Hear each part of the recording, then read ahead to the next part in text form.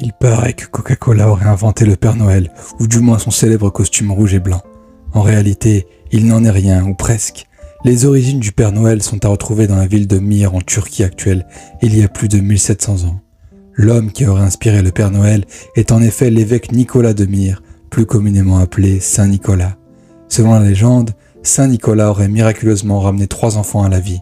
La Saint-Nicolas est le 6 décembre et ce jour-là, les enfants qui ont été sages pendant l'année reçoivent des cadeaux et des friandises. Aux Pays-Bas, Saint-Nicolas est appelé Sinterklaas, qui, exporté aux États-Unis au XVIIe siècle, deviendra Santa Claus.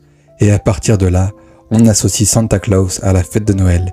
Et cette figure ne distribue plus de cadeaux aux enfants le 6 décembre, mais dans la nuit du 24 au 25 décembre. En 1823, un pasteur américain nommé Clement Clark Moore publie un poème à la gloire de Santa Claus, dans lequel Saint Nicolas est présenté comme un lutin sympathique, dodu et souriant, qui distribue des cadeaux dans les maisons et se déplace sur un traîneau volant tiré par 8 rennes. Il est également décrit comme étant vêtu de rouge et arborant une grande barbe blanche.